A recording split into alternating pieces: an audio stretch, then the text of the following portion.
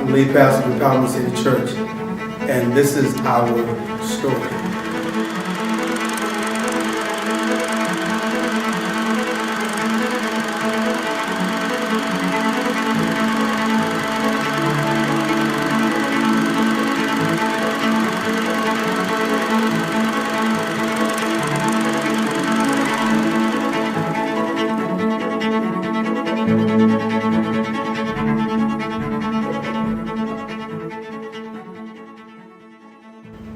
Probably around about 2000,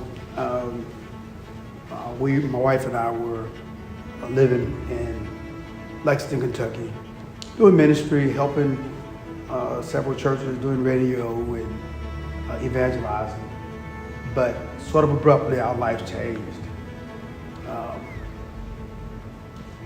Both her parents were almost simultaneously diagnosed with chronic and possibly terminal illnesses, and we made a decision to leave Lexington, Kentucky and travel back home to the Brunswick area.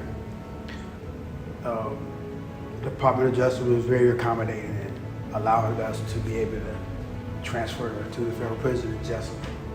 And so it started a journey that started in misery, turned into a journey that was full of ministry and some powerful things that God had in store for our lives. So we arrived here in the city of Jessup in February 27, 2000.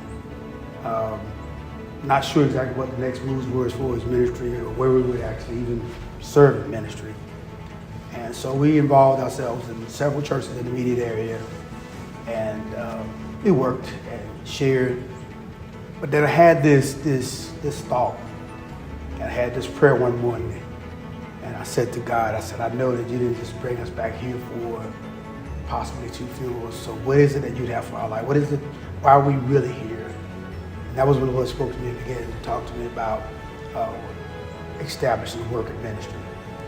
One of the emphasis the Lord placed in me was not just to be another church that has good service and good singing and good preaching, but be a church that would be able to reach out to the community outside of the 4 walls. And so we began to prepare to start what was then founded as Gilead Gospel Church. Gilead Gospel Church had its first service at a small church building that we were able to rent and renovate down off of Pine Street. And even the building itself, the location was part of sort of a connecting with God that let us knew that we were in the right path. Because like 1993, I actually had a vision and I saw this building and this street and had no idea where it was or what it meant. But then when I walked out of that building on Pine Street for the first time, I realized that here we are 2000, that this is the building, this is the street that I saw way back in 1993. So just God let us know that it was all going to come together. And so it was slow progress. We started November the 8th, 2000, and of course our family, some of our family, friends were there, great men that's always been in my life, like Pastor Mark Baker came and helped. Bishop Napper came over and helped. Of course, when we were initially getting started, setting things up, a dear friend of mine, Bishop Fisher Cobbs, who's now going on to be with the Lord, was right there, helped us unbox things. We just had a real good connection and a circle of great men and women of God who began to help us. And I guess one of the most important things about ministry and progression was we started our second location in June of 2012. We were able to secure a building to have our worship services, and my dad was so instrumental in that, the whole process of making sure that we had a place to establish and have our worship services. And so we had our first service, I think it was around June the 10th of 2012. Dad was only able to make that first service with us, and he passed on probably about a week after the first service. But it was his help and his wisdom that helped us to be able to get that new location off the ground.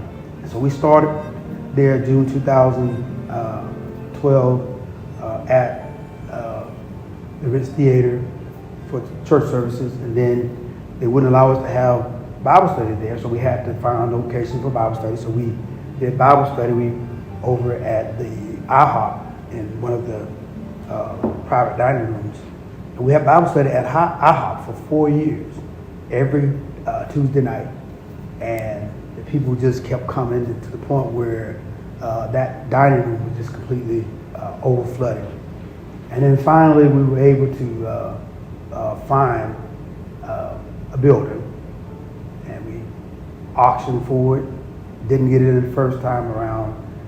The same building came around again, and God was able to allow us to purchase it.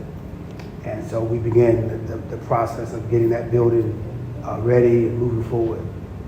But our biggest focus was on just trying to balance between the two ministries, and make sure we spend quality time, continue to build the work in Jessup and building the work in Brunswick. And it was somewhat of a balance, but we were able to continue the balance.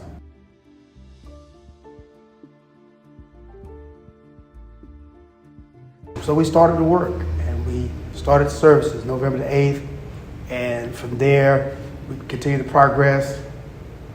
But we knew that that God was calling us to a bigger place. We got to a place where we just completely outgrew that in a matter of 6 months to a year. So we started looking, and then finally we found another location at 256 North Bacon Street. And we started renting that location for a little bit of time, and then finally an opportunity came to purchase it, shared it with the congregation, and lo and behold, Lord opened an opportunity for us to begin to purchase that building. And we were able to really do ministry. We got really ingrained in the community. Gilead Gospel Church was instrumental in helping with the initial establishment of the Boys and Girls Club here in Wayne County. In fact, we gave the first $1,500 check to help establish the board and so forth. We were also very instrumental in the initial years of helping to bring Wayne Transit through our support with the Wayne County Family Connection.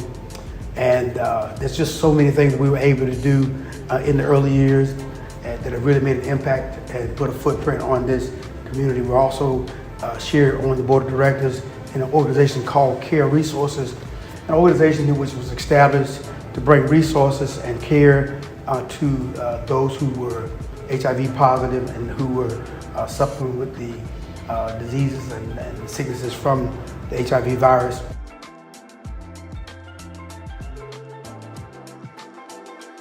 Um, 2012, as we continued to progress, and then I think around 2021, we felt sort of a need to do something different. God began to kind of move the ministry in some different directions, and we wanted the name to kind of coincide with some of the new directions that God was leading us to. And so finally, we settled on Empowerment City Church. And so in 2012, we announced that we were changing the name from Gilead Gospel Church, from Gilead Ministry Center to Empowerment City Church. And the reason for that is we felt like that throughout all these years, that our main emphasis in ministry was empowering people for progress. That's been our mantra for so many years.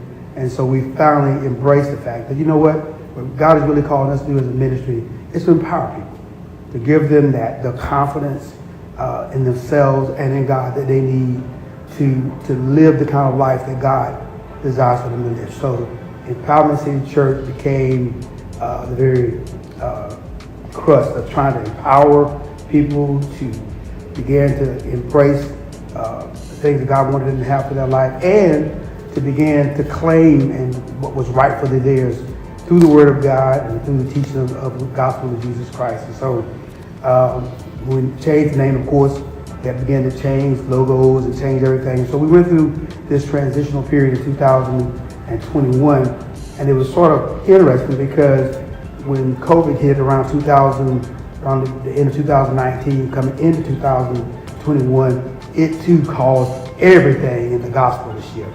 And so we, like other ministries, went through this whole transitional period from having, church full of people to the church totally being empty and having to talk and preach to just the camera with about 3 or 4 people in the room, and it was very difficult.